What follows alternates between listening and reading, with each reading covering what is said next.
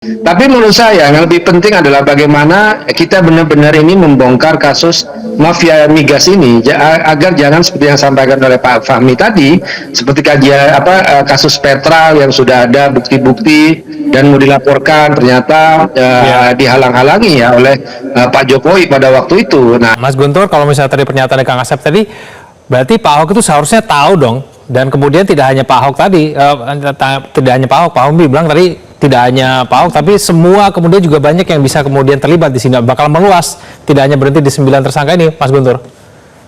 iya, ya pasti Pak Ahok itu kan tidak pernah lari dari tanggung jawab. Apa yang beliau sampaikan kemudian datang dari Kejagung kan bagian dari bentuk tanggung jawab beliau.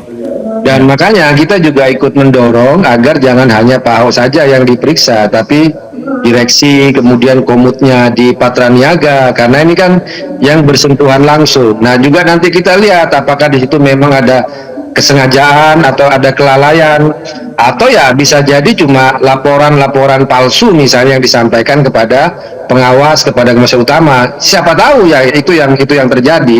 Tapi menurut saya yang lebih penting adalah bagaimana kita benar-benar ini membongkar kasus mafia migas ini agar jangan seperti yang disampaikan oleh Pak Fahmi tadi, seperti kasus Petra yang sudah ada bukti-bukti dan mau dilaporkan ternyata dihalang-halangi ya oleh Pak Jokowi pada waktu itu. Nah ini menurut saya jangan sampai terjadi lagi. Kalau dulu kan Petral ini kan kayak pergantian lapangan, Petral dibubarin tapi orang-orangnya sama, jadi Patraniaga kan ganti lapangan, pemainnya sama. Nah kalau sekarang hanya dibiarkan itu saja, kemudian dugaan yang di publik munculnya adalah hanya pergantian pemain, ini kan sangat berbahaya, karena kasus mafia migas ini kan sungguh-sungguh berat ya kalau kita lihat penanganan kasusnya. Contoh nih ya, ada kasus Bambang Irianto, ini ex direktur Petral, udah tersangka dari 10 September 2019.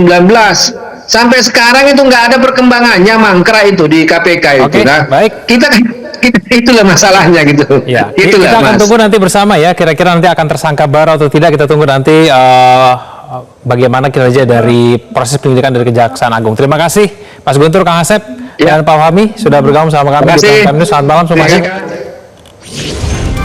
Jelajahi cara baru mendapatkan informasi. Download Metro TV Extend sekarang.